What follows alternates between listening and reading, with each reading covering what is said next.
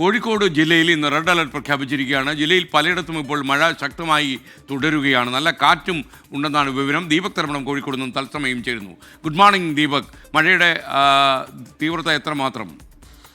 Very good morning S K N.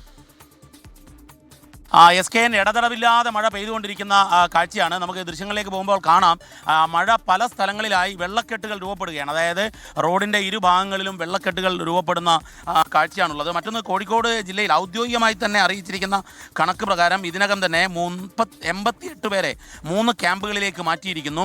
മറ്റൊരു കാര്യം S K N, Kozhikode മാത്രമല്ല, വയനാടിലും കണ്ണൂരും കൂടി റെഡ് അലർട്ട് ഉണ്ട്. അതിൻ്റെ ഭാഗമായി മറ്റൊരു പ്രശ്നം, കർണാടക തീരത്തും അതുപോലെ ലക്ഷദ്വീപ് തീരത്തുമുള്ള മത്സ്യബന്ധന പൂർണ്ണമായ വിലക്ക് ഏർപ്പെടുത്തിയിരിക്കുകയാണ്. കാരണം അപകടകരമായ സാഹചര്യമാണ്. അതുകൊണ്ട് മത്സ്യബന്ധനത്തിന് പോകരുത് എന്ന് മത്സ്യത്തൊഴിലാളികൾക്ക് നിർദ്ദേശം നൽകിയിട്ടുണ്ട് എസ് കെ എൻ.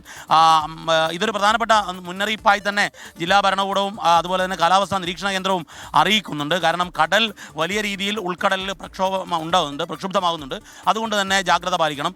മറ്റൊന്ന്, മലയോര മേഖലകളിൽ ഈ എസ് കെ എൻ നേരത്തെ പറഞ്ഞതുപോലെ തന്നെ പലയിടത്തും വൈദ്യുതി ബന്ധം വിച്ഛേദിക്കപ്പെട്ടിരിക്കുകയാണ്. കാരണം ഇന്നലെ രാത്രി ഈ മഴയ്ക്കൊപ്പം തന്നെ ആഞ്ഞു വീശിയ കാറ്റ്, അത് മരങ്ങൾ നിരവധി കടപുഴകി വൈദ്യുതി ബന്ധം പല സ്ഥലത്തും ഇല്ലാതായി. KSEBക്ക് വലിയ നഷ്ടമുണ്ടാക്കുന്ന രീതിയിലാണ് ഈ കാലവർഷം തുടങ്ങുന്നതിന് മുൻപുള്ള ഈ മഴ തന്നെ മാറിയിരിക്കുന്നത്. കോഴിക്കോട് നഗരത്തിലാണെങ്കിൽ നഗരത്തിൽ ചെറുതായി വെള്ളക്കെട്ടുകൾ ഓരോ സ്ഥലത്തും രൂപപ്പെടുന്നു, കുറച്ച് കഴിയുമ്പോൾ മാറുന്നു. കാരണം ഈ മഴ ഇടവേള കിട്ടുന്നത് കൊണ്ട് മാത്രമാണ് നഗരം വെള്ളത്തിൽ മുങ്ങാത്തത് എന്ന് വേണം നമുക്ക് പറയേണ്ടി വരും എസ് കെ എൻ. കാരണം ഇന്നലെ രാത്രി ഒരു 2 മണിക്കൂർ ശക്തമായ മഴ പെയ്തു. അത് കഴിഞ്ഞൊരു ബ്രേക്ക്, അത് കഴിഞ്ഞാണ് മഴ.